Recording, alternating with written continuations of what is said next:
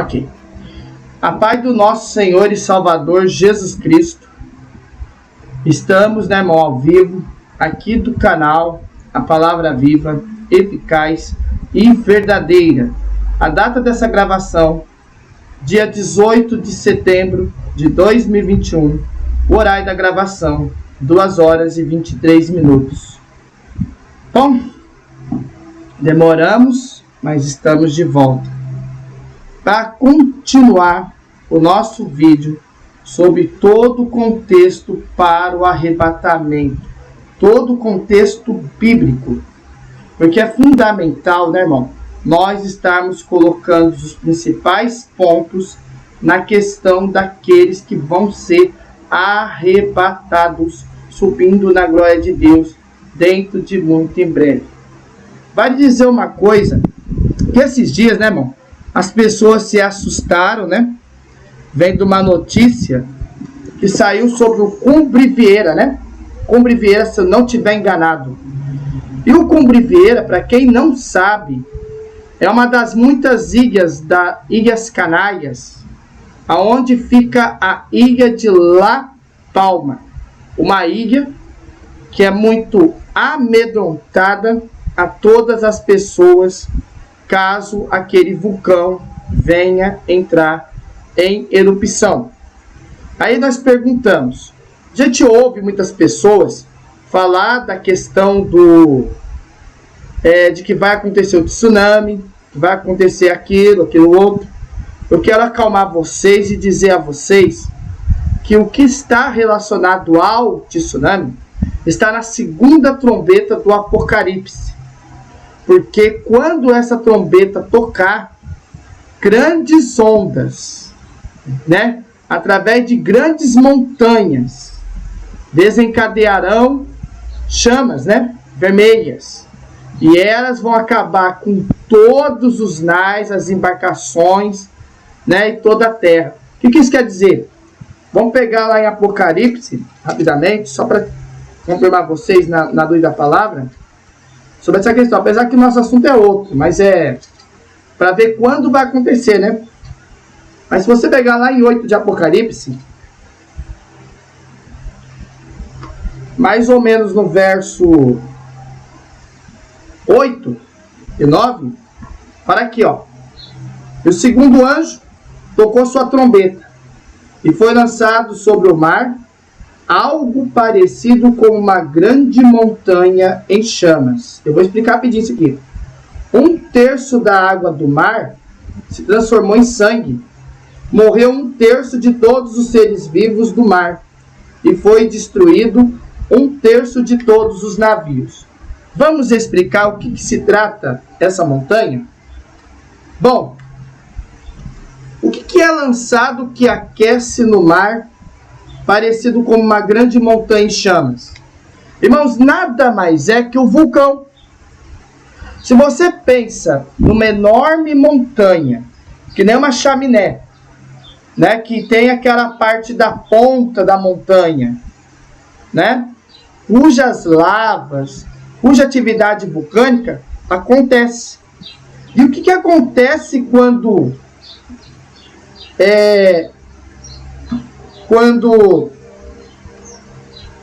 esse mar está muito superaquecido pelo terremoto, pelas coisas que estão batendo naquele terremoto?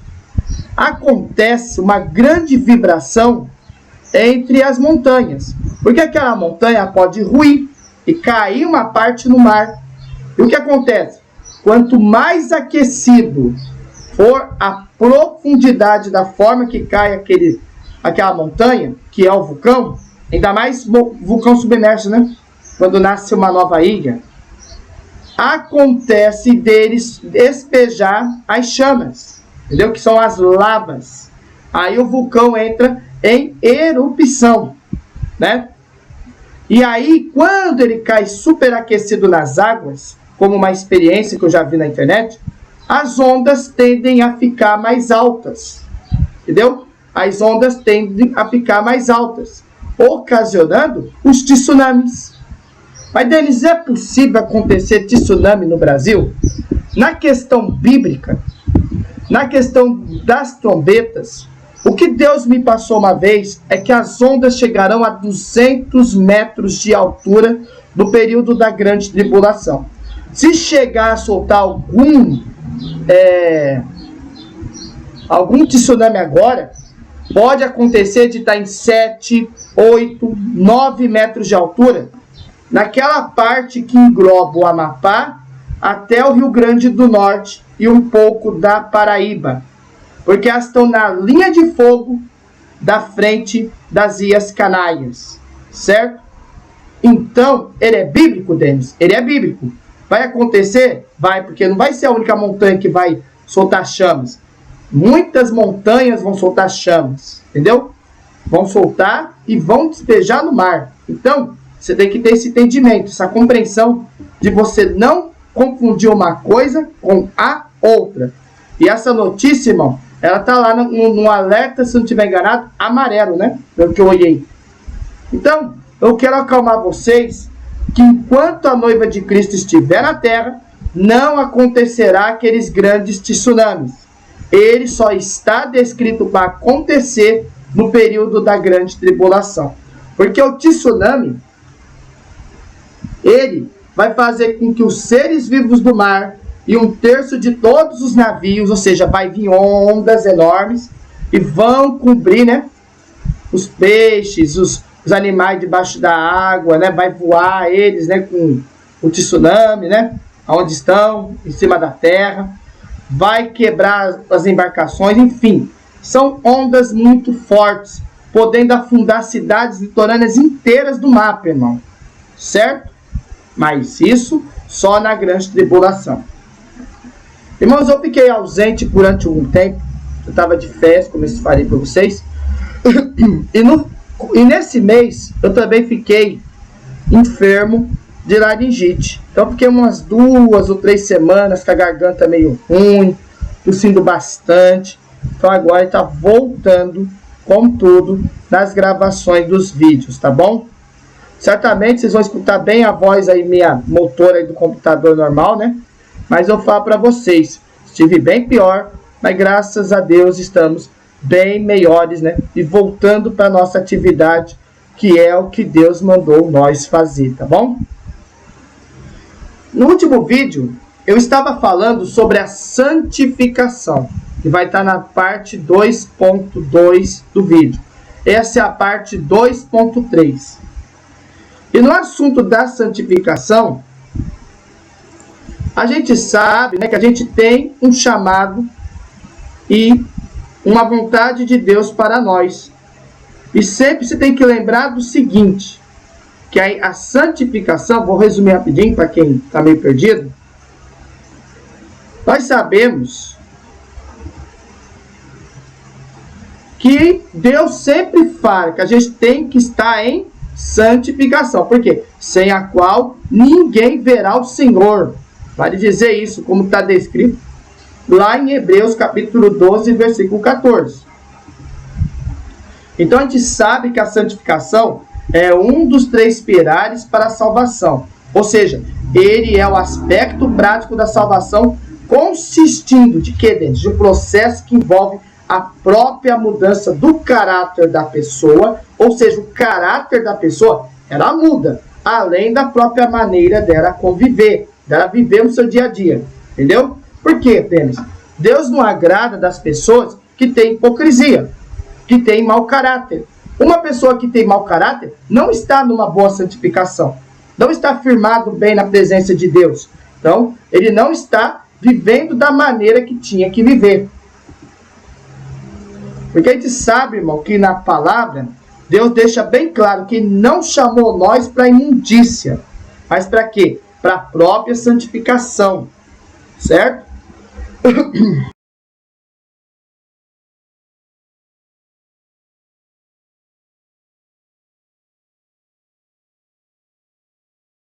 O Espírito Santo. Certo? Então, a santificação era um próprio processo desencadeado a partir do segundo processo dos pilares da salvação, que é qual? A regeneração, que é o novo nascimento, na água e no Espírito. Por quê? Porque ele é aplicado no viver diário do nascido de novo, pela própria ação do Espírito Santo. Então, não cabe a você. Cabe quem? Cabe o Espírito Santo, que é a palavra de Deus. Então, o Espírito Santo, ele vai desencadear você para ter um bom caráter, para ter uma boa atitude, né? Para você poder viver em santificação, não é? Porque você renasceu nas águas, você renasceu no Espírito. Então, o Espírito Santo, a partir daí, vai cuidar da tua vida espiritual. E assim também vai te orientar, então, para você aprender a palavra de Deus e estar firme na presença do Espírito Santo. Então, qual é a importância da santificação? A gente tem que entender que a santificação, ela é um dos atributos de Deus. Por quê? Porque Deus, ele é santo. Ele sempre foi santo, certo? E nós temos que ser imitadores de Jesus. A gente tem que entender que tem sentidos e significados a santificação. E a gente tem que entender também que a santificação também é caracterizado como chamado e a vontade de Deus. Então, Deus não pode jamais pecar, né? Mas vale dizer muito claramente, ele não tolera o pecado. E ele se aborrece com a iniquidade e com o pecado. Então, a santidade de Deus, ele indica o quê? Uma pureza moral, tá bom? Então, Deus, ele é claramente santo e o seu próprio plano é nos conduzir em quem? Na santificação. Porque ele é santo e nós temos que ser imitadores de Jesus e ser como ele. Nas nossas atitudes, no nosso desvio de pecado, né? Enfim, ser firme como ele é. E a gente tem que entender também que a santificação, ele tem sentidos e tem significados. Por quê? Ele tem uma palavra chamada godex, que também é chamado na grega de agiasmos. Né? Por quê? Porque o tema da santificação é a mesma coisa que a santidade, a consagração, a santificação e a separação. Então, ele nada mais é que a separação do uso comum para a dedicação da obra de Deus, além do seu serviço, certo? Além da tua missão, além da obra de Deus. E a gente tem que entender também que nós somos eleitos de Deus. Não é verdade? Somos eleitos de Deus. Em Cristo Jesus, para sermos o quê? Santos e irrepreensíveis. Pois a própria vontade de Deus é o quê? É a nossa santificação. Tá bom? Então, ele quer que você seja santo e irrepreensível. Tá bom? O que ele quer dizer para você? Ele não significa de você estar basicamente diante de Deus. Mas quando somos diante de Deus, a gente também é diante dos homens. Ou seja, o bom testemunho. Vale dizer um detalhe, né? Alguns pensamentos falam assim, eu não sou santo, ninguém é santo. Tá, as pessoas que vivem acomodadas com as coisas da terra e não ficam firmes em intimidade com Deus, elas estão, sim, fazendo coisas justificativas que são realmente incompatíveis com o próprio padrão bíblico para o discípulo do Senhor. Então, quando fala em buscar e viver em santificação, não é uma questão só de utopia, tá? E qual o caminho da santificação, Denis? Todos já nasceram de novo. Deve constantemente fazer o que, Denis? Seguir, procurar, esforçar, perseguir a santificação. Seguir Jesus. Seguir Deus. Seguir a palavra. Procurar aprender as escrituras sagradas. Esforçar naquilo que você está aprendendo para guardar. Você ter clareza de perseguir a porta estreita da salvação. Por quê? Ele fala, segue a paz com todos. Ou seja, tem que ser firme com a tua família, com a sua pessoa, com as pessoas em volta. Ou seja, tem que estar em paz em teu coração. Tanto no coração como na mente. Isso é essencial. Por quê? Porque sem a santificação ninguém verá o Senhor. A gente não deve confundir com legalismo. a gente não pode confundir com as manifestações espirituais e o caminho do estar e andar. A gente sabe, né, irmão? A gente não pode confundir com o legarismo, com as doutrinas antibíblicas, né? Com as doutrinas erradas, com as doutrinas de homens, com as coisas usadas pelo seu legarismo. São coisas que não agradam a presença de Deus, tá bom? Por quê? Eles colocam muitas regras, muitas leis, muitas placas faz isso, né, irmão? Eles colocam o princípio da palavra assim, mas também coloca rudimentos na doutrina de homens, tá? Então, o que você tem que entender? Você tem que entender que o que você tem que seguir é a palavra de Deus, é a lei de Deus, e não ficar legalista com qualquer coisa que falam por aí. Por quê? Tem uma diferença. O próprio Senhor Jesus, ele é aceitável na presença de Deus. Eu me prostro junto aos demais pecadores perante ele. O que é a graça desse? A graça é a placa de igreja? Não. A graça é o quê? É sendo justificados gratuitamente pela sua graça. De quem? De Jesus Cristo. Pela redenção que há em Cristo Jesus. A graça é mediante a Jesus Cristo, que faz nós ser aceitável diante da presença de Deus, tá? Porque eu me prostro junto dos demais pecadores perante ele. Essa é a graça de Cristo. Já o legalismo, minha conduta, minha própria atitude, me faz aceitável na presença de Deus. Despreza aqueles que não vivem como eu. Ou seja, é você falar, não toques, não proves, não manuseis. É aquele que vive de qualquer jeito, achar que por ele próprio ele é salvo, achar que por ele próprio a pessoa tem que seguir suas leis, entendeu? Fazer tudo que é contrário da palavra de Deus. Então, vocês têm que entender que não se trata de rejeitar os bons costumes, o pudor, a decência, o linguajar que edifica. Não, pois a boa conduta, ela vai fazer você ter bons costumes, mas sim a crença dos bons costumes que vai produzir a santificação, certo? Por quê? O próprio problema do legalismo, que ele vai criar problemas doutrinários, como fazer condicionamento da justificação por meio de sacrifícios, por meio de rituais, e além da obediência de normas humanas a boas obras.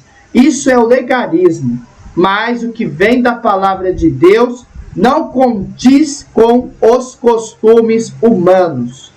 O próprio legalista ele se acha no direito de julgar a espiritualidade dos outros. Você chega lá, você não tem Deus, você perdeu a salvação, você está condenado, você pode isso, você pode aquilo. Só que a orientação bíblica, ela fala claramente de duas coisas. Não se deve ser juiz de ninguém. Quem que vai caber a julgar as pessoas? Jesus. Só Jesus pode julgar as pessoas, por suas atitudes, por suas más escolhas, por suas más decisões, entendeu? Não cabe você a entrar na questão familiar ou na questão das pessoas e você julgar pela prática da pessoa. Por quê? A salvação é individual. E você também vai acertar contas mediante a Cristo. E você deve suportar os mais fracos. Você deve ser humilde. Você deve ser de bom testemunho. Porque não adianta ser de qualquer jeito as coisas. E o próprio legalista também cumpre o princípio de vazio de regras para que nada serve. Ou seja, regras anti-bíblicas. Regras anti-escrituras. Ou seja, coisas que caracterizadas pelas heresias. A gente tem que entender também que as questões espirituais, como o batismo do Espírito, os dons espirituais, expulsar demônios, fazer muitas maravilhas, também não é atestado de santificação, tá? Lembra disso, que Deus não leva isso em consideração. Sim, ele leva em consideração a questão de dar mais força espiritual para você combater o inimigo, dar mais força espiritual para você fazer uma oração, fazer jejum, mas isso não quer dizer que é atestado de santificação. Tá bom? Não é bem a característica de uma pessoa que vive em santificação, tá bom? Porque tem gente que fala, ah, Senhor, Senhor. Todo mundo fala, eu vou entrar nos céus. Mas aquele que faz a vontade de meu Pai que está nos céus. Aí Jesus diz aqui, ó, muitos naquele dia dirão, nós não profetizamos em teu nome não expulsamos demônios, e não realizamos muitos milagres. Então eu lhes direi claramente, nunca os conheci. Afastem-se de mim, vocês que praticam o mal. Então, essa questão também não tem, as questões das próprias manifestações do Espírito Santo, não é garantia de atestado de santificação. As pessoas têm que pintar nessa questão. São inúmeros os textos bíblicos que enfatizam estar em Cristo, andar nele, andar em Espírito, quantos que já passaram por experiência da regeneração, ou seja, novo nascimento, novo batismo, né? Tanto nasceu nas águas quanto do Espírito. Agora, o que você tem que fazer? Você tem que deixar as práticas da velha natureza humana, mortificando os desejos pecaminosos. Então, só é possível de nós estarmos firmes em Cristo, sendo dirigidos e controlados pelo Espírito Santo. Então, deixa o Espírito Santo trabalhar em sua vida espiritual. Deixa que ele vai te ensinar aquilo que é do agrado de Deus e aquilo que não é do agrado de Deus. Porque ele vai fazer você mortificar os desejos pecaminosos.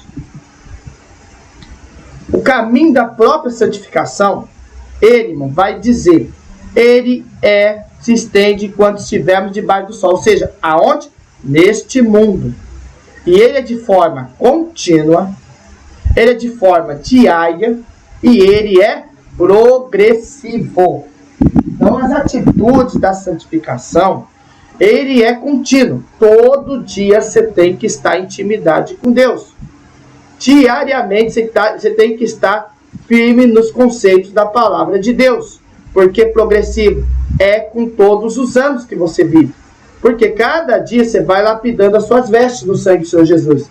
Cada dia que passa, as suas vestes vão ficando mais brancas, mais rejuvenescidas. A própria experiência espiritual vai dando entendimento daquilo que você tem que chegar. Tá bom? Então é contínuo, diário e progressivo. Abrangência e aplicação. As próprias áreas da vida precisam ser incluídas no processo da santificação. E como se torna aplicável as verdades bíblicas no nosso viver diário? Através da abrangência da santificação, através dos meios de santificação, através da participação dos discípulos.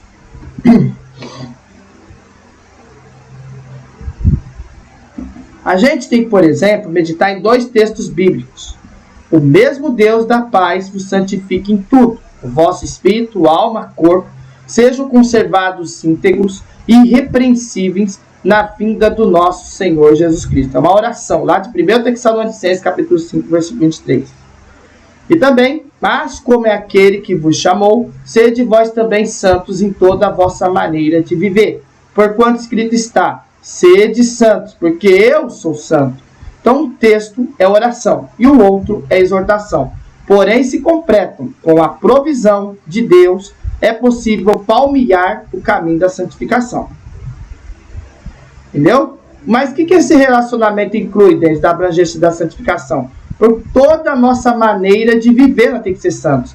Em toda. Inclui o nosso relacionamento com Deus, que é a nossa particularidade, a nossa intimidade, a nosso bom pensamento com Ele, os sentimentos com Ele, a vontade com Ele, o controle do próprio corpo, o corpo como templo do Espírito Santo e os relacionamentos interpessoais. O Senhor exige a santificação e Ele provê meios para que o processo se torne realidade na vida do seu povo. Então a própria Trindade Santa está envolvida na missão santificar. Por quê? Quem que é o Pai? O Pai é Deus. O mesmo Deus de Pai nos santifica em tudo.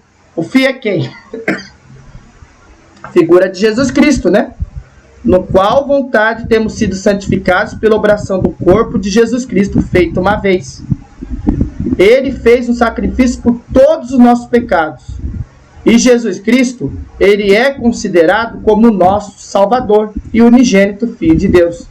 O próprio Espírito Santo, que é a figura que usa dentro do nosso coração, é aquele que faz discernir o certo, o errado, aquele que está dentro de nós.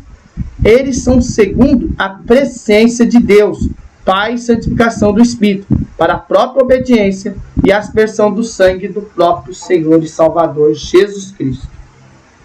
As próprias agentes da santificação, nós temos eles. A palavra de Deus, né? Se você não tiver guardado a palavra da paciência, como que você vai ser salvo? Se você não guarda, não medita, não aprende a Escritura Sagrada, não guarda ela no teu coração, não anda na palavra, como que você é salvo? A palavra de Deus é um dos agentes da santificação. O sangue de Jesus Cristo, aquele que purifica de todo pecado, também faz parte de uma questão de santificação. Porque nós somos comprados com preço de sangue, né? Por quê? Porque é Ele que purifica nós de toda a iniquidade, de todo o pecado.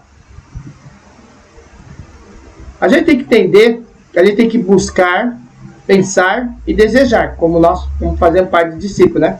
Enchermos do Espírito, deixar o Espírito nos controlar, né, irmão? Deixa que o Espírito controle a tua vida. Evitar o comodismo e procurar sempre se aperfeiçoar no contínuo dia a dia. Ler, meditar, guardar e viver a palavra de Deus no nosso dia a dia. Deixar, despojarmos e revestirmos das armaduras de Deus, né? E muito mais podemos relacionar como a oração, a vigilância e muitos outros. A plena consciência da importância e a possibilidade de santificação vai fazer toda a diferença na vida. Então, para nós fazermos parte do processo de santificação, a gente tem que rever nossas prioridades, dosando a nossa vida material e espiritual. Ou seja, tanto a nossa vida material e espiritual tem que ser equilibradas, certo? Não pode ser uma sobrepondo a outra. Tem que andar em igualdade, dosando. Na questão material, a família, o trabalho, a faculdade, o entretenimento, os cursos, o IBD. Espiritual, igreja, consagração, oração, meditação na palavra, vigilância. Porque remindo o tempo, porque os dias são maus. Então aquele que começou a boa obra em nós é poderoso para completar, mesmo em tempos tão desafiadores como o dia de hoje. É possível prosseguir e progredir em santificação, até que nós sejamos como a imagem e semelhança de seu Filho, certo? É isso. Esse foi o assunto, né, que a gente fez no último vídeo, que está editando. Aliás, é esse vídeo que está sendo editado aqui agora. Ó. O horário da gravação é esse aqui que está sendo editado, né? Ele está aqui na segunda parte desse vídeo. Esse aqui é do outro slide. Agora nós vamos, né, irmão, focar no assunto final dessa questão. Vou compartilhar a tela com vocês. Esse é o assunto que está na parte 2.3. Qual é esse assunto deles? Para terminar a parte 2 sobre essa questão de todo o contexto para o arrebatamento. Nesse segundo assunto, próxima semana eu já vou começar a gravar as partes sobre a questão das parábolas, que liga na questão do arrebatamento. Tá? A parábola das 10 virgens eu vou falar. Eu vou falar também sobre a parábola do trigo e do joio. E vou falar também sobre a figueira. Por que a figueira é tão importante na questão do arrebatamento? Tem uma explicação profunda sobre esse assunto. Tá bom? Então vamos para a lição 6. A santificação, comprometidos com a ética do Espírito. Verdadeiro pentecostarismo, que é a atualidade da doutrina bíblica sob a atuação do Espírito Santo. Então, se a gente pegar a leitura diária, segunda, que nenhum atributo divino é tão solenizado nas Escrituras como a santidade de Deus. 1 Samuel, capítulo 2, versículo 2. Começarei aqui, ó.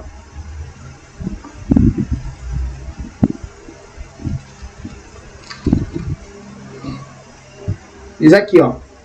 Ninguém é santo como o Senhor. Não há outro além de ti. Não há rocha como o nosso Deus.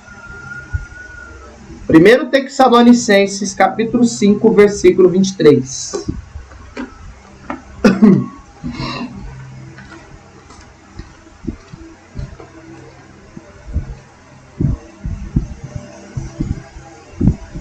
Que é o Deus que santifica o espírito, a alma e o corpo. Versículo 23.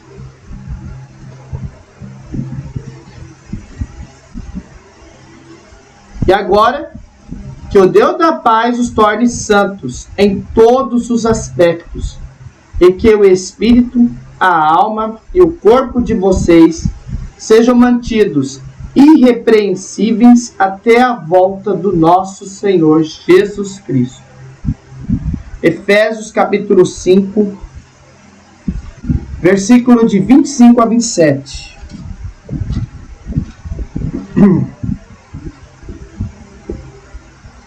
O Senhor Jesus é o santificador da igreja.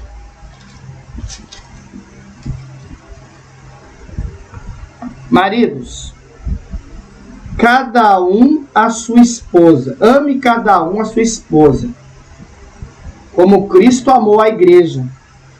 Ele entregou a vida por ela, a fim de torná-la santa, purificando-a a lavara com água por meio da palavra. Assim o fez para apresentar a si mesmo como igreja gloriosa, sem mancha, ruga ou qualquer outro defeito, mas santa e sem culpa. Romanos capítulo 15, versículo 16.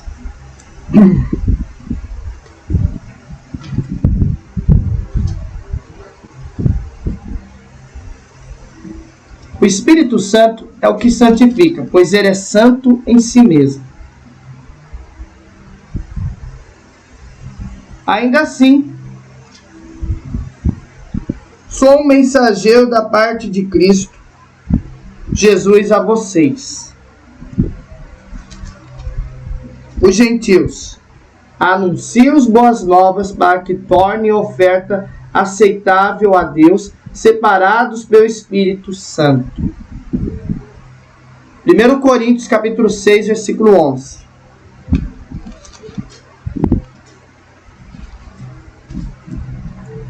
A obra da santificação é realizada pelo Filho e pelo Espírito Santo. Alguns de vocês eram assim, mas foram purificados e santificados, declarados justos diante de Deus, no nome do Senhor Jesus Cristo e pelo Espírito do nosso Deus. E Apocalipse capítulo 15, versículo 14. Versículo 4. Quem não te temerá, Senhor? Quem não glorificará teu nome? Pois só tu és santo. Todas as nações virão e adorarão diante de ti, pois seus feitos de justiça foram revelados.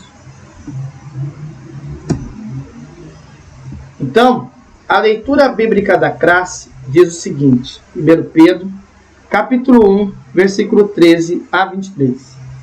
Portanto, tingindo os lombos do vosso entendimento, sede sóbrios e esperai inteiramente na graça que vos ofereceu na revelação de Jesus Cristo.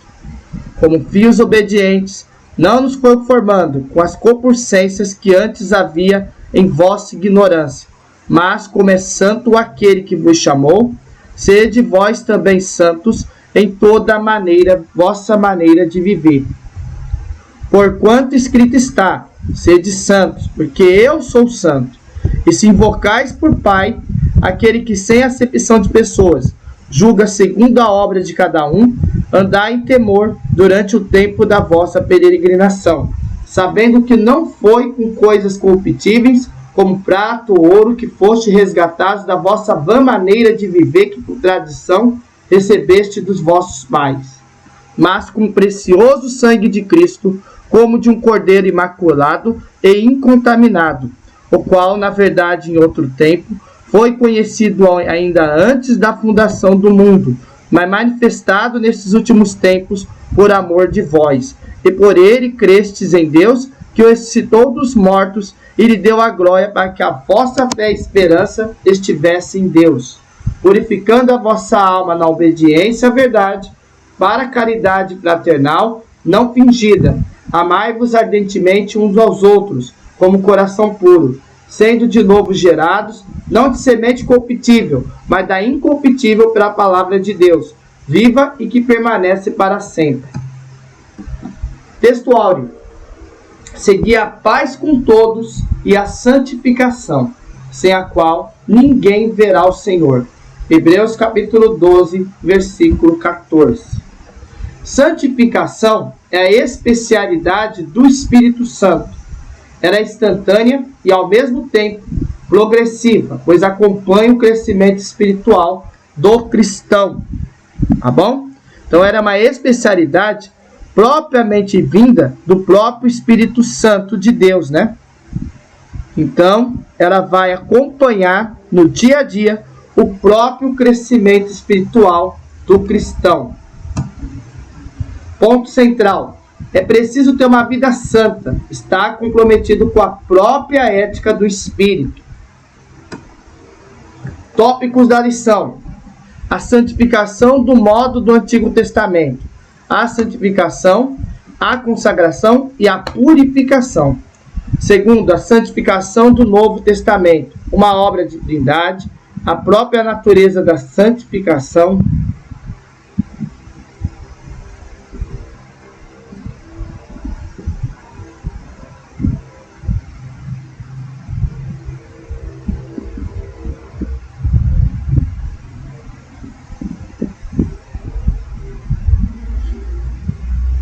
Então, a santificação do Novo Testamento também é uma obra de trindade, é a natureza da santificação e é uma necessidade.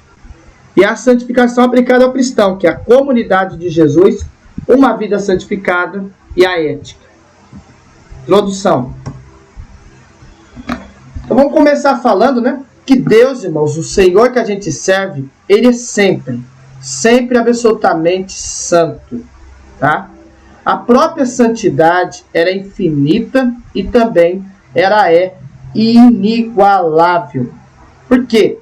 Porque ele é santo em si mesmo, na sua essência e na sua natureza, tá? Então Deus, irmãos, ele nunca peca, ele nunca erra, ele é um Deus justo e verdadeiro, onisciente, onipotente e onipresente, esse Deus que nós servamos. Por quê? O que ele deseja de cada um de nós? Você pega em Apocalipse, capítulo 15, versículo 14, você vai entender que a essência dele, a própria natureza, é que ele é santo. Isso é confirmado no livro de Apocalipse. Você pega o capítulo 15, versículo 4, a pessoa já fala aqui, ó. Vou começar um pouco antes. Grandes e maravilhosas são as tuas obras, ó Senhor Deus Todo-Poderoso, justos e verdadeiros são os teus caminhos. Ó Rei das nações, quem não te temerá, Senhor? Quem não glorificará o teu nome? Pois só tu és santo. Todas as nações irão e adorarão diante de ti, pois teus feitos de justiça foram revelados. Esse verso, você lê na Bíblia, de Apocalipse, você vai entender que a natureza de Deus é inagualável e é de infinito, porque ele é santo. E ele pede a nós, que nós cristãos, reflita nesse caráter de santificação e coloca ele no teu próprio modo de vida. Então, você vai entender isso no que a gente vai estudar aqui. Por quê? O que a gente vai ver aqui? O que é ser santo e a necessidade de ter uma vida santa? É claro que não tem como, irmão, absolutamente, você ser igual a Deus. Tem como. Você é perfeito pra caramba. Só que é você viver uma vida digna na presença de Deus. Digna e livre do pecado. Nós vamos explicar já.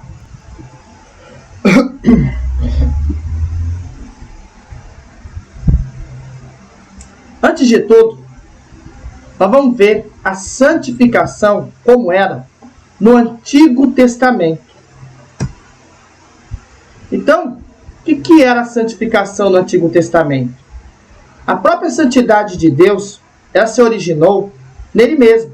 Ou seja, ela é a própria plenitude gloriosa da própria excelência moral de Deus. Então essa verdade ela é revelada desde as antiguidades, desde o próprio Antigo Testamento. Então, como está em Isaías, capítulo 6, versículo 2 e 3, Santo, Santo, Santo, Senhor dos Exércitos, toda a terra está cheia da sua glória. O que Deus quer de nós, irmãos? Deus quer que você seja santo de seu povo. Por quê? Porque Ele é santo. Os antigos hebreus, eles levavam a santidade muito a sério naquela época. E tem um da santificação. A própria ideia predominante da santificação, ou a santidade do Antigo Testamento, é a própria separação tanto de pessoas como dos próprios lugares e coisas para o serviço sagrado. Então, o que eles faziam? Eles separavam daquilo que era comum ou propriamente dito imundo. Para quê? Lá em Levítico capítulo 10, versículo 10, era para fazer a diferença entre um santo e um profano, e entre o imundo e o limpo. Então, irmãos, para você trabalhar na obra de Deus, você tinha, irmão, que se submeter, né, à própria aceitação de Deus na época. Por quê? Porque ele diferenciava quem era santo e quem era profano. No dia de hoje, você vê aí quantas pessoas aí que falam que é santo, santo, santo, santo e vive na iniquidade. Nós sabemos que ninguém é santo na terra. Ninguém é igual Cristo, igual Deus, não. Por quê? Porque todos somos pecadores, todos erramos. Mas, contudo, somos justificados por Jesus Cristo. Entende isso? Profano nada mais é alguém que se mostra indiferente do que diz a respeito do sagrado. Os seus sacerdotes violentam a minha lei e profanam as minhas leis santas, as minhas coisas santas. Não fazem diferença entre o santo e o profano, nem discernem o impuro do puro. Diz meus sábados, esconde os seus olhos, e assim sou profanado no meio deles. Ezequiel, capítulo 22, versículo 26. Então, o que fazia Belsazar, por exemplo? Ele fazia um festejo profano, se embebedando nas taças de ouro e prata do templo. Então, irmão, isso apulsava, né, de princípios que não agradavam a presença de Deus. Por quê? Porque ele não está seguindo realmente a vertente da palavra de Deus. Ou seja, não seguindo verdadeiramente a Deus, o Criador.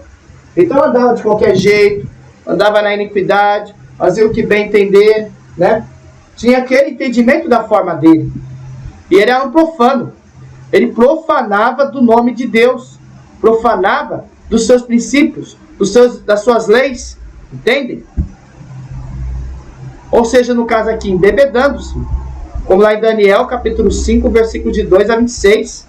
Fazendo uma festança profana diante de Deus. O verbo kedash, ser santo, ser santificado, santificar, ser posto à parte, aparece nada mais que, por curiosidade do Antigo Testamento, 830 vezes no Antigo Testamento. Então a ideia central de kedash é separar do uso comum para o serviço de Deus, ou seja, consagrar-te. 1 Samuel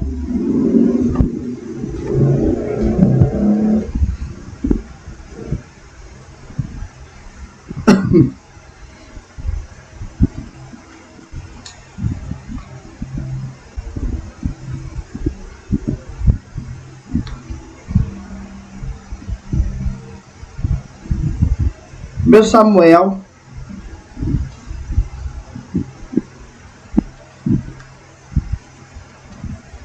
capítulo 7, versículo 1. Então os homens de Queriate Jearim foram buscar a arca do Senhor. Eles levaram até a casa de Abidandag, numa colina, e consagraram seu filho Eleazar para tomar conta da arca do Senhor. Ok? O próprio termo consagração significa investidura de funções sagradas. Em outras palavras mais práticas, é dedicar-se ao serviço de Deus. E isso pode ser pessoas, coisas ou possessões. Todavia, nenhuma coisa consagrada que alguém consagrar ao Senhor, de tudo o que tem, de homem ou de animal, ou campo da sua possessão, se venderá nem resgatará. Toda coisa consagrada será uma coisa santíssima ao Senhor. Levítico capítulo 27, versículo 28. Certo? Era de você dedicar na obra de Deus, irmão. É de você dedicar na sua função, na sua missão. Entende isso? Glórias a Deus. Consagração e santificação são termos distintos, mas podem significar a mesma coisa dependendo do próprio contexto. Que contexto, Denis? Que façam vestes a Arão para santificá-lo. Que façam vestes a Arão para consagrá-lo. O verbo hebraico consagrar é o mesmo para santificar. Trata-se de uma exigência justa e necessária para todos os sacerdotes levitas e para o tabernáculo com todos os seus utensílios.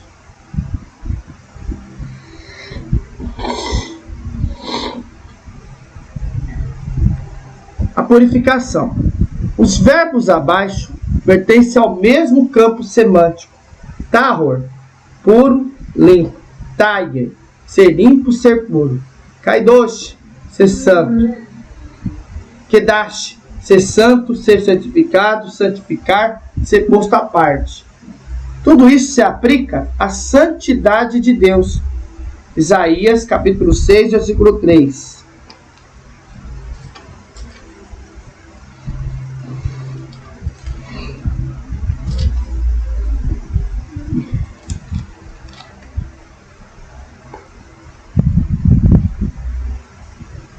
Dizer em alta voz uns aos outros: Santo, Santo, Santo é o Senhor dos exércitos.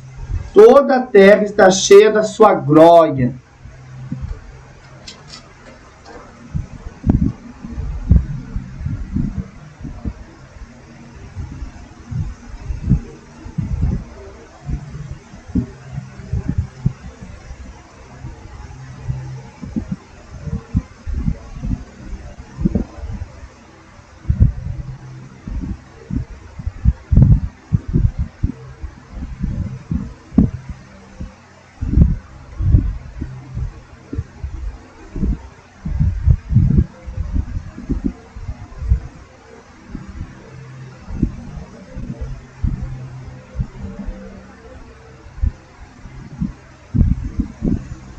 Irmãos? Abacuque, capítulo 1, versículo 13.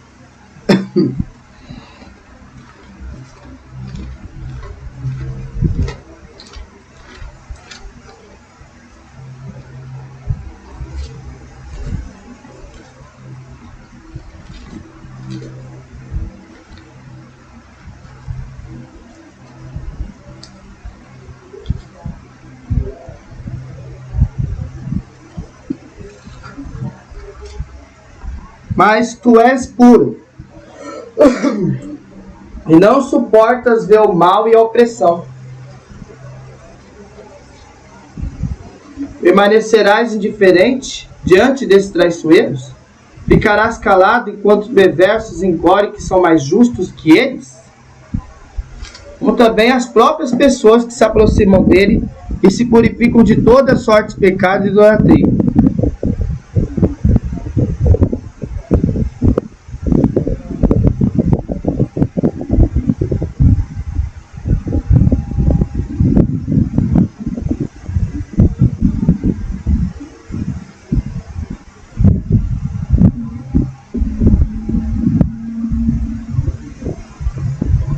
Salmo 51,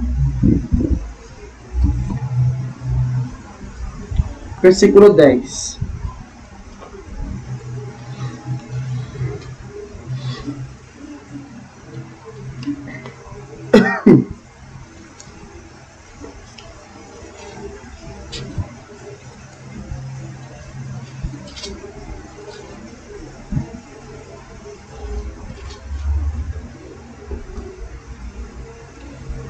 Cria para mim, ó Deus, um coração puro.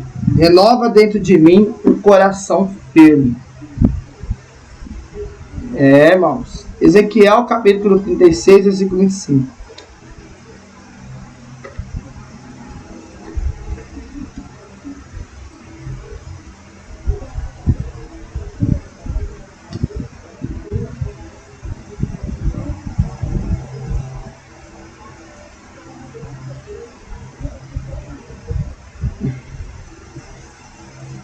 Verbo hebraico versus termo grego, catarizo, do verbo hebraico talia.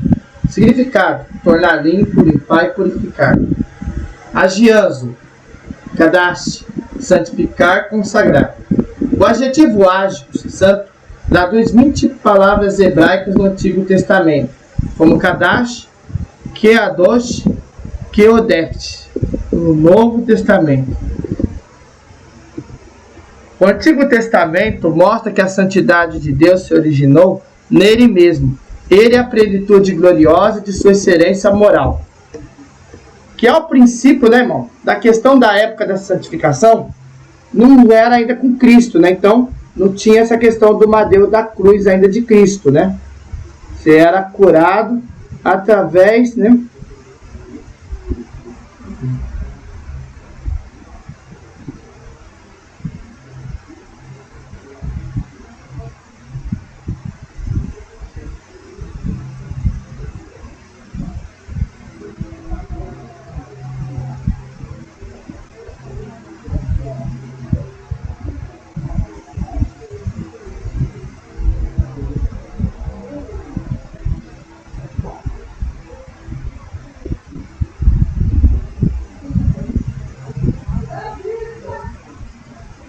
E agora, depois que a gente vê o sacrifício sobre os tabernáculos, que naquela época, né, era por causa dos tabernáculos também. E aí você fazia um sacrifício mediante o seu pecado, e ele era ocultado naquele pecado. Agora vamos falar da santificação mediante o Novo Testamento, que esse é o que mais interessa, né? Então, na própria Nova Aliança, a santificação, ela nada mais é que a semelhança do próprio caráter de Cristo e o próprio efeito real da salvação na vida cristã. Ou seja, quando você aceita Jesus como o único e suficiente Salvador, depois de passar pelos processos, dos dois primeiros processos, que são da própria justificação e também da próprio processo da regeneração, que é o novo nascimento das águas do Espírito, você começa, através da ação do Espírito Santo em sua vida, de se semelhar com o caráter de Cristo, que nada mais é também que o real efeito da salvação da vida cristã. Então, nós sabemos que a gente tem que ter um caráter como da semelhança de Cristo. Por quê? A Bíblia fala claramente que a gente tem que ser imitadores de Cristo. E nós temos que ter isso na nossa salvação como efeito dentro da nossa vida cristã. Não pode ser de outra forma. Esse caráter tem que vir através da ação do Espírito Santo. Caso ao contrário, você não tem a garantia de salvação. Tá bom? Mas era uma obra de trindade. A obra da santificação é como um atributo divino. E ela é realizada pela trindade da unidade. Lá em 1 Coríntios, capítulo 6, versículo 11, fala o seguinte. Vamos lá na palavra.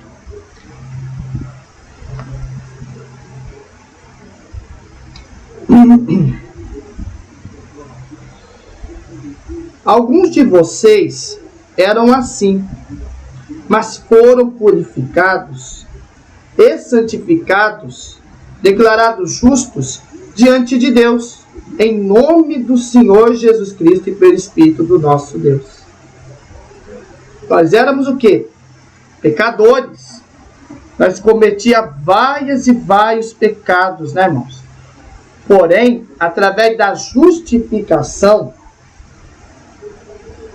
através dessa purificação de nosso coração, através de Jesus, a gente é declarados justos diante de Deus. Pelo nome do Senhor Jesus e também pelo Espírito do nosso Deus. Né? 1 Tessalonicenses, capítulo 5, versículo 23.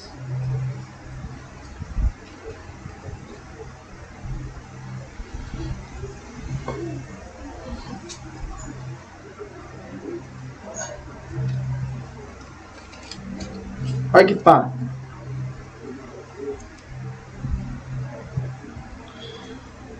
E agora o que Deus da paz os torne santos em todos os aspectos, e que o espírito, a alma e o corpo de vocês sejam mantidos irrepreensíveis até a volta do Senhor Jesus Cristo. Porque Jesus anuncia que vai buscar o seu povo, que vai preparar moradas, que vai levar uma igreja fiel para a tua glória.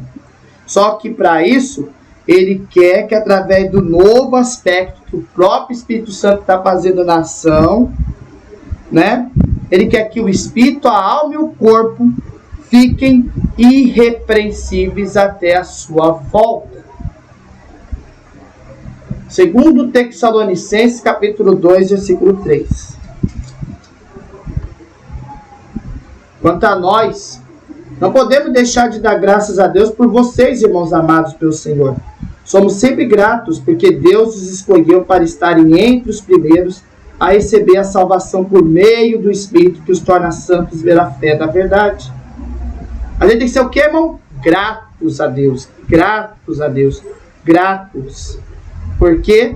Porque Ele escolheu nós para estar entre os primeiros, para receber a própria salvação através do Espírito. Sempre o Espírito Santo, né, irmão? Que vai fazer o quê? Que seja o quê? Santos. Para que sejam andados pela fé na verdade. Então, são as três pessoas atuando na obra da redenção. 1 Pedro, capítulo 1, versículo 3. Que três pessoas, Denis? Fala aí 1 Pedro, você vai saber.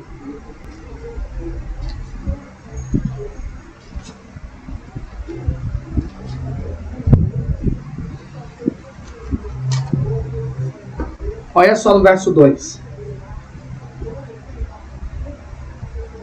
O Deus, o Pai, os conhecia de antemão e os escolheu.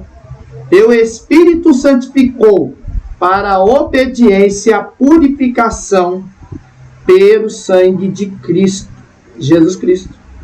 Então quem é eles? O próprio Deus, Criador dos céus e da terra, que já o conhecias de antemão. O Espírito Santo, que faz o que para nós? Que o santificou para a obediência, podia ser aqui da palavra de Deus, e da própria purificação do sangue do Senhor Jesus Cristo. Pai, Filho e Espírito Santo. Pai, Deus, Jesus e o Espírito Santo. Que são as três pessoas que atuam na obra da redenção.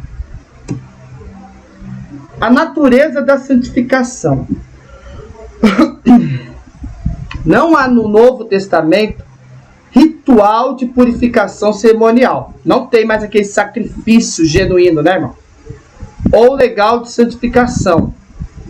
Diferentemente da realidade do sistema mosaico. Tá certo? No Antigo Testamento, eles faziam rituais, faziam sacrifícios de bois, né, irmão? De bezerros, seguiam um padrão para adorar a Deus, né? Na questão do dia de hoje, através de Jesus, é só a gente orar, só a gente estar em intimidade com Ele, em espírito e em verdade, e confessarmos os nossos pecados, confessarmos as nossas culpas e aceitar, né, Jesus como o único e suficiente Salvador. Então, no Novo Testamento, ocorre a santificação posicional e a santificação progressiva. Então, nós temos a santificação que é posicional e nós temos também a santificação progressiva. O que é a santificação posicional? Ela ocorre de maneira instantânea. É instantaneamente, quando o próprio pecador recebe a salvação em Jesus pela fé. Lá em 1 Coríntios, capítulo 1, versículo 30. Vamos ver o que fala.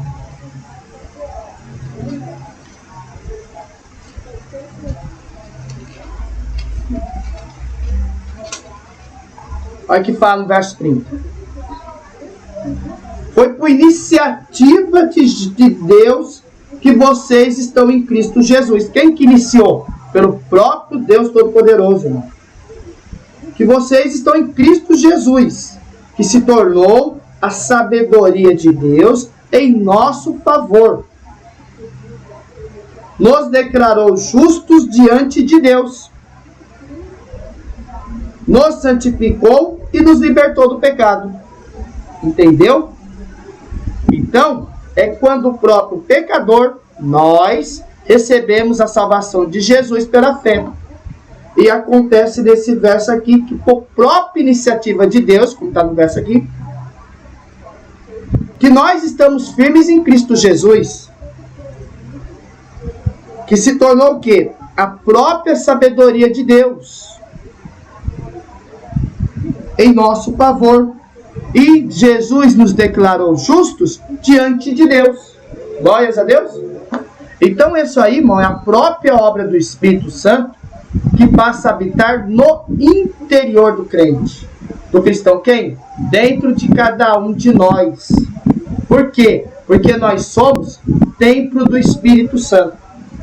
1 Coríntios capítulo 3, versículo 16. Olha lá. Vocês não entendem que são templo do Espírito Santo e que o Espírito de Deus habita em vocês? Vocês não entendem isso? Então, nós somos o quê? Templo do Espírito Santo e o próprio Deus habita em vocês. 2 Timóteo capítulo 1, versículo 14.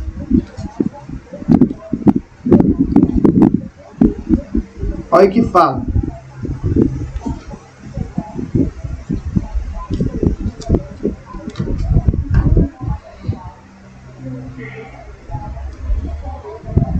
Pelo poder do Espírito Santo, que habita em nós, guarde a verdade preciosa que foi confiada. Então, pelo próprio poder do Espírito Santo,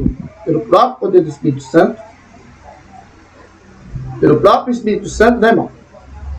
Que nós guarde a verdade preciosa que lhe foi confiada. Certo? Uma necessidade. Apesar da santificação ser também instantânea, ou seja, era posicional, ela também é ao mesmo tempo progressiva. Por que progressiva, Denis? Provérbios capítulo 4, versículo 18.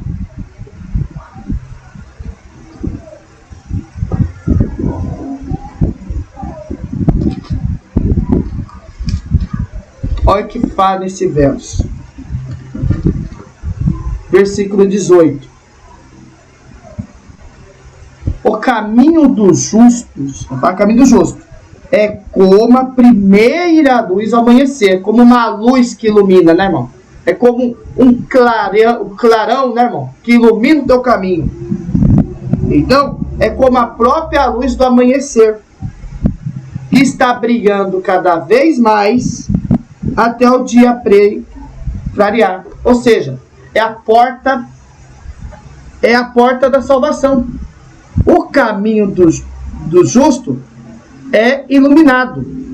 Tem barreira, tem dificuldade, com certeza, como é realmente a porta estreita da salvação. Mas sempre o caminho do cristão fiel é iluminado. Então, como eu falo para vocês, a própria santificação é progressiva também. É continuamente no dia a dia também. Segundo Coríntios, capítulo 3, versículo 18.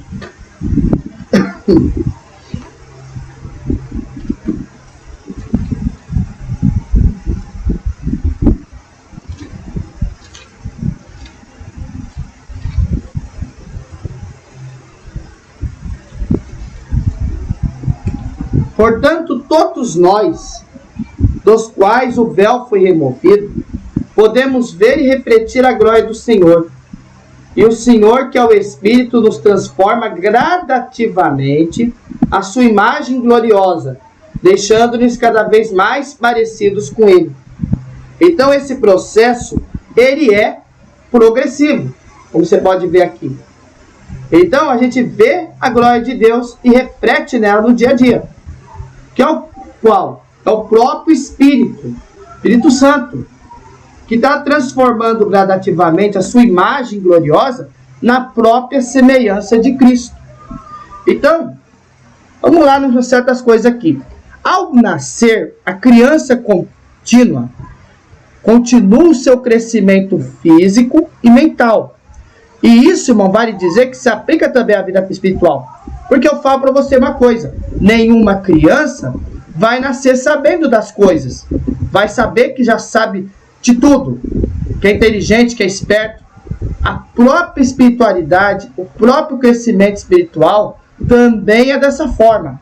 Ninguém nasce nas águas do batismo e vai saber tudo num dia só. Ninguém vai nascer do Espírito e vai saber tudo num dia. Leva tempo, leva prática, leva dia a dias, né, irmão? Por quê? Isso é, como fala, gradativamente, progressivamente, com o tempo também. Que a pessoa vai aprendendo, que a pessoa vai guardando. Lá em Hebreus, capítulo 5, versículo 12 e 13, fala claramente aqui, ó. A essa altura, já deveriam ensinar. Outras pessoas, no entanto, precisam que alguém lhes ensine novamente os conceitos mais básicos da palavra de Deus. Ainda precisam de leite e não podem ingerir alimento sólido. Quem se alimenta de leite ainda é criança e não sabe o que é justo. Ou seja, a pessoa está analfabeta ainda. A pessoa ainda está aprendendo a palavra de Deus, está aprendendo o posicionamento. Porque quando um novo convertido, uma nova pessoa que nasceu das águas, nasce, ela não faz ideia sobre o pecado, o que é exatamente, aquilo que não deve fazer. Porque no começo ele está aprendendo a palavra de forma progressiva. Então, assim como a criança nasce e não sabe de nada, a pessoa que nasce na vida espiritual também não sabe das coisas de Deus instantaneamente de uma vez. Leva tempo, leva anos, leva prática. Não é verdade? Leva para o aprendizado da palavra. Então, à medida que ela for aprendendo a palavra de Deus e guardar em teu coração e praticar o seu dia a dia, ela vai comendo alimento sólido também. Entendeu? E vai ensinando outras pessoas sobre a vida eterna. Glórias a Deus. 1 Pedro, capítulo 2, versículo 2.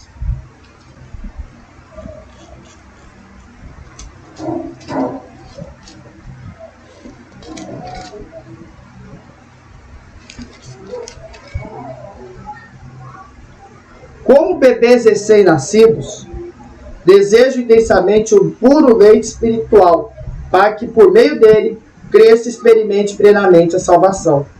Então você vai crescer na graça e no conhecimento, como fala na Bíblia. Conhecereis a verdade e a verdade te libertará. Num dia eu vou aprender o que é sobre a imoralidade. No outro dia eu vou ler sobre a questão da preguiça. No outro dia eu vou pesquisar na Bíblia e vou descobrir sobre o que é a vaidade. Vou pegar exemplo de profetas que passaram por determinada situação. Um exemplo também de humildade, como um exemplo, por exemplo, de Jó. Um exemplo de como que a gente tem que ser paciente, né, como ele foi também, pela enfermidade que ele passou. Exemplo. pelo que Daniel consagrou a Deus. Enfim, você vai aprendendo de forma progressiva a palavra de Deus com o tempo. E a própria vida cristã é uma carreira. Gálatas capítulo 5, versículo 7. Só vou pegar Filipenses capítulo 3, versículo 13 e 14.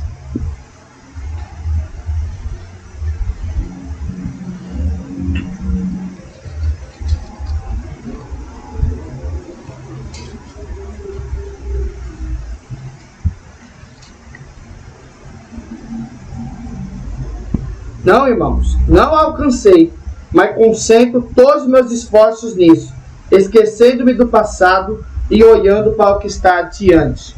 Então, irmão, você não deve viver de questão de passado, né? Porque eu prossigo para o final da corrida, a fim de receber o prêmio celestial para o qual Deus nos chama de Cristo Jesus. Que é como uma carreira, né? É como a carreira de um atleta que vai alcançar um objetivo. O objetivo da salvação eterna. E o processo de santificação, ele é quê? Ele é contínuo. O que faz nos tornar mais semelhantes a Cristo a cada dia. Não se trata de um tema secundário, pois sem a própria santificação, ninguém verá o Senhor. Vejamos, seguir a paz com todos. Com quem? Com todas as pessoas à sua volta. Amor ao próximo, né? Com a tua família, com os vizinhos, com as pessoas, sem guardar mágoa, sem guardar rancor, e a própria santificação. O quê? Fora da prática do pecado, fora da sua vida em pecado, sem a qual ninguém verá o Senhor. No Novo Testamento, a santidade é a própria semelhança do caráter de Cristo. Não é? Por quê? Porque temos que ser seus imitadores. A santificação aplicada ao cristão. A comunidade de Jesus. O status de Israel, como propriedade peculiar de Deus, reino de sacerdotes e nação santa, como lá em Êxodo capítulo 19, versículo 6, é revigorada na própria igreja. 1 Pedro capítulo 2, versículo 9. Lá em Êxodo, né? A gente pegar aqui na palavra, capítulo 19, versículo 6.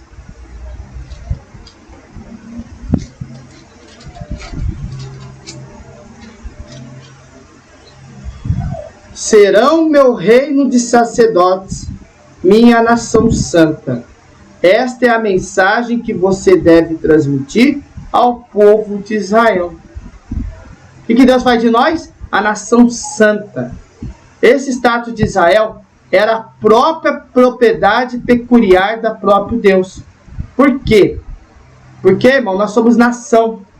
Porque a nossa pátria não é aqui na terra, é nos céus. E era propriamente revigorada na própria igreja. 1 Pedro, capítulo 2, versículo 9.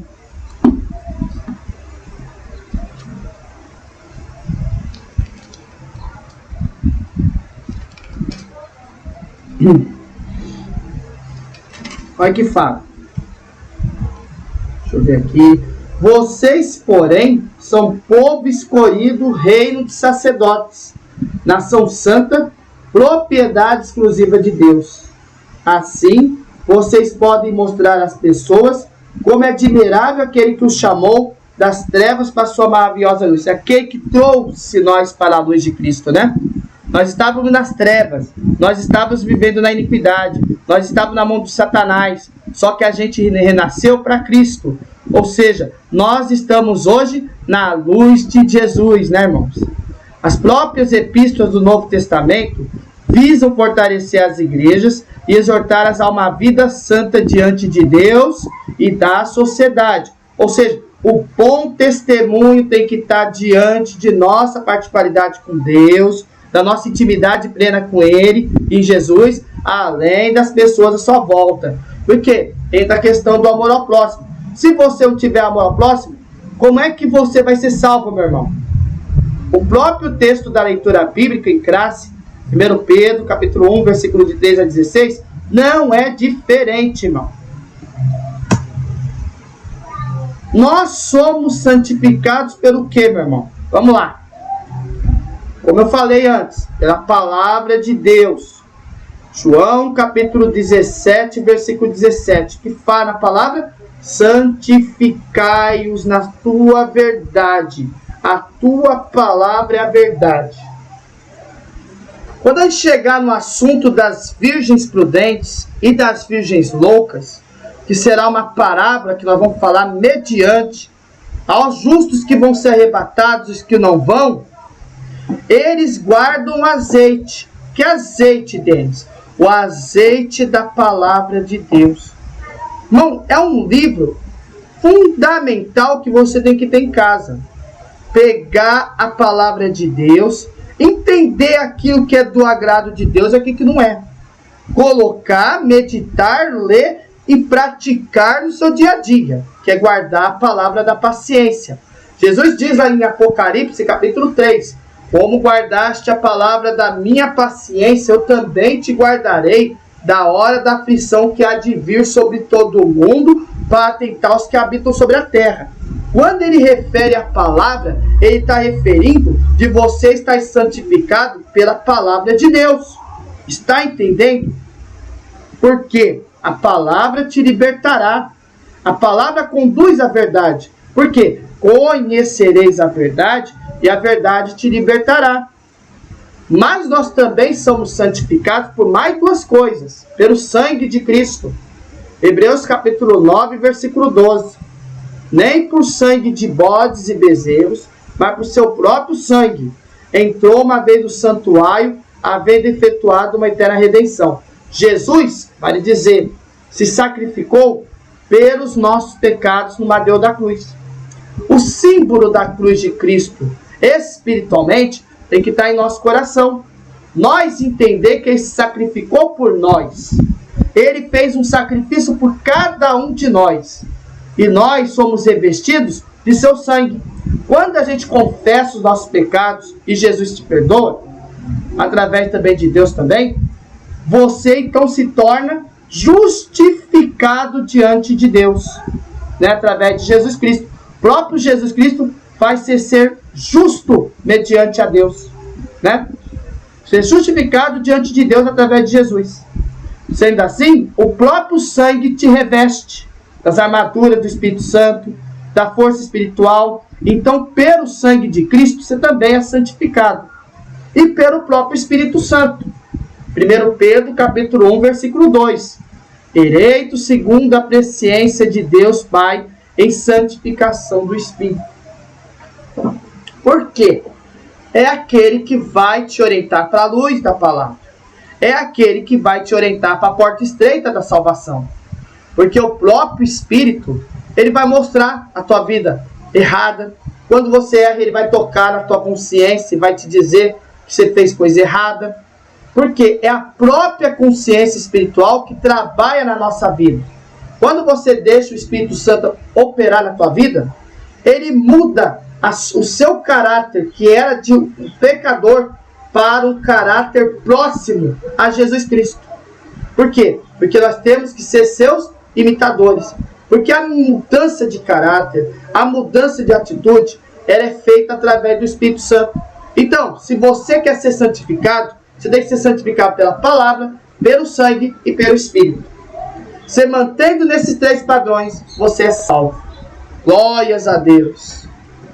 Então a santificação é a semelhança do caráter de Cristo e é o efeito real da salvação, através da qual a própria vida de Cristo permanece para sempre, na própria vida e no caráter do cristão. Tá bom? É isso que nós temos que ter como dedicação, né, irmão? Porque nós estamos sendo semelhantes a Cristo. É o próprio efeito da questão da salvação. Você não foi justificado? Você já não foi, por exemplo, regenerado? Então a santificação também faz parte do processo da salvação, né? O qual a própria vida de Cristo vai permanecer na tua vida e no próprio caráter do cristão, que ela muda, viu? Ela muda quando você deixa o Espírito Santo operar em tua vida. Deus, ele é santo. Por isso que ele fala para você? Exige santidade do seu povo. Mas como é santo aquele que vos chamou, sede vós também santos em toda a vossa maneira de viver. Porquanto está escrito, sede santos porque eu sou santo. E que Deus quer que você faça em toda a tua vida, em vigilância, em oração, da forma que você viver, você deve mostrar o teu bom testemunho diante das pessoas, diante de Jesus e diante de Deus também. Não adianta você fazer de hipocrisia, é você ser verdadeiro, é você ser firme, é você ser santo em toda maneira de viver, no próprio testemunho, no próprio caráter da pessoa. Glórias a Deus. O que é a própria ética? Ética é o estudo da conduta. Ethos, que é grego, hábito e costume. No Novo Testamento, esta palavra aparece no plural. Vejamos. As más conversações corrompem os bons costumes. Nossa, Denis. A ética, irmão, tipo uma questão de conduta. É tipo de um hábito, né, irmão? De uma ética, é que nem um comportamento que você tem que ter. Um hábito para comportamento, para costumes, que cada pessoa tem que ter. Então, Deus, ele exige que você tenha ética cristã, no caso, para que você vá bem em toda maneira de viver. O que é a ética em si? A ética cristã é um estudo sistemático sobre os princípios e as práticas daquilo que é certo e errado na luz das escrituras sagradas. Então, o fruto do Espírito, ele tem implicações éticas, e tal prática precisa ser propriamente dito treinada e se tornar um hábito em tua vida. Então, quem faz essa questão da ética cristã? O próprio Espírito Santo trabalha na questão da ética cristã. Porque ele vai mostrar para você aquilo que é errado e aquilo que é certo dentro das escrituras sagradas, dentro da palavra de Deus, certo? Então essa ética, ela tem que ser treinada constantemente quando você lê a palavra, para aprender aquilo que é certo ou aquilo que é errado, né? Para que ela se torne um hábito em tua vida.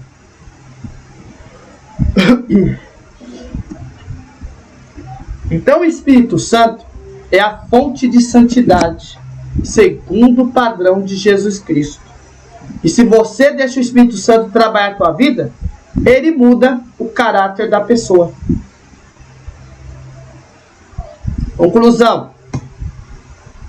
Sobre a santificação, precisamos saber o significado, sua importância e sua necessidade. 2. Ele evita confundir a santificação com regras externas, típicas de religiões legalistas. A santificação é a marca de uma vida na plenitude do Espírito. Vamos refletir. Qual a ideia predominante de santidade ou santificação do Antigo Testamento? A ideia é de separação, tanto de pessoas como de lugares e coisas para o serviço sagrado. 2. O que é a santificação posicional? É a santificação que ocorre de maneira instantânea. Isso quando o pecador recebe a própria salvação em Jesus pela fé, como em 1 Coríntios capítulo 1, versículo 30. Né? Quando você aceita Jesus como Salvador, quando você rejeita o pecado, e Jesus faz você ser justificado diante de Deus. É uma forma de santificação posicional. Que é a santificação progressiva? Ao nascer, a criança continua o seu crescimento físico e mental, e isso se aplica também à vida espiritual. Em Hebreus capítulo 5, versículo 12 e 13, e 1 Pedro capítulo 2, versículo 2. É o mesmo processo que ocorre no próprio desenvolvimento do caráter do cristão. Não é? Então isso é uma forma progressiva, porque ninguém nasce sabendo, né? Mas, contudo, quando você vai aprendendo a palavra com o tempo, você vai se tornando, então, mais santificado e mais próximo do caráter de Cristo. Ou seja, é de forma progressiva.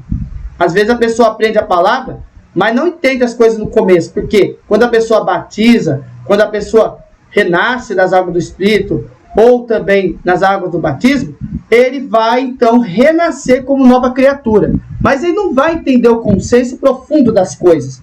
Isso leva tempo. E isso é progressivo. Por que Deus exige a santidade de seu povo? Deus é santo e por isso exige a santidade de seu povo. Que é a ética cristã? A ética cristã é o estudo sistemático sobre os princípios e as práticas do que é certo e errado à luz das escrituras sagradas. Trata-se da parte da teologia que estuda o padrão de conduta conforme a vontade de Deus. Vamos lá em Romanos, capítulo 12, versículo 1 e 2. E aqui acabamos. Glórias a Deus. Vamos voltar aqui, né, irmãos? Bom, voltamos, né? Então, quero agradecer a todos os irmãos que prestaram atenção nesse assunto. E quero falar para vocês, irmãos, que isso é a continuação do assunto de todo o contexto do arrebatamento. Por que ele está falando sobre essas questões de santificação, dessa questão da vigilância que falamos no vídeo, dessa questão, né, irmão, de entender sobre os sinais? Por quê? Porque o arrebatamento, ele engloba, irmão, da igreja que vai ser arrebatada. E nós temos que colocar todos os pontos corretamente. No próximo vídeo que eu for gravar, nós vamos falar sobre as parábolas que ligam nas profecias do arrebatamento. Um exemplo, a parábola das 10 virgens. Nós vamos falar da parábola do trigo e do joio. Nós vamos falar também da parábola pequena da figueira. Você tem que entender sobre a parábola da figueira. Mas o que ela tem a ver com o arrebatamento, irmão? Você vai saber. Vamos explicar. E nós vamos falar num assunto mais para frente sobre o arrebatamento em si. O que ele é, o que ele caracteriza, o que vai acontecer, qual é o cenário. Enfim, vocês vão saber tudo. Porque aqui nós vamos ensinar a palavra de Deus à luz das escrituras sagradas. Assim como fizemos no contexto da grande tribulação. Vamos fazer corretamente também na questão do próprio arrebatamento. Tá bom? Vamos orar então, irmãos, e encerrar esse vídeo aqui, né, irmão? Que é o que estava faltando. Esse vídeo vai na parte 2.3, né? Que eu vou já colocar no ar na semana que vem, já no canal, tá bom? Vamos orar. Deus Todo-Poderoso, Criador dos céus e da terra, em nome do teu filho amado, Senhor Jesus Cristo, estamos aqui, Pai, perante a tua presença, para pedir perdão por todas as nossas faltas cometidas diante da tua presença. E do Senhor ter nos chamado nessa graça, chamado Jesus Cristo, o qual conserva nós de pé até o presente momento, com a rica e gloriosa promessa da vida eterna. Se for um servo firme e fiel até o fim da jornada na face desta terra, e se aproxima pelo arrebatamento da noiva de Cristo, que há de acontecer em qualquer momento na face da terra. Deus Todo-Poderoso, estamos em agradecimento deste vídeo, Pai, que o Senhor concedeu de fazermos. Esse vídeo, Pai, que fundamenta sobre o contexto bíblico do arrebatamento, Pai. Sabemos, Senhor, que o Senhor fez eu passar uma prova, mas eu estou muito feliz que essa prova aumentou mais a minha espiritualidade diante de Ti, Pai. E voltamos a fazer mais um vídeo, porque esta é a nossa missão, uma missão que vamos honrar até o fim, Pai. Não é por nossas atitudes, não é por nossa simplicidade, porque o Senhor conhece os seus e dá a entender o querer espiritual de cada um.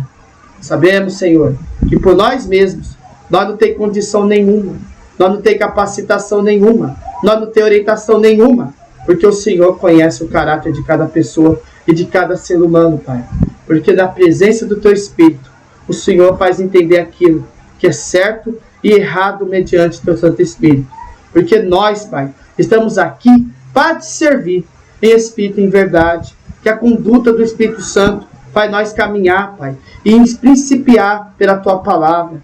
Agradeço, Pai, a todas as pessoas que nos seguem nesse canal, pessoas fiéis, Pai, que vão ser arrebatadas, porque tenho certeza que do ponto de vista dessa questão espiritual, Pai, sobre a santificação, não foi um assunto à toa que nós falamos, Pai, porque ela faz entender o que vai acontecer em breve, porque a noiva de Cristo está aguardando a trombeta tocar, está aguardando Jesus buscar a tua noiva, a tua igreja amada, porque cada dia que passa, estamos chegando perto desse dia.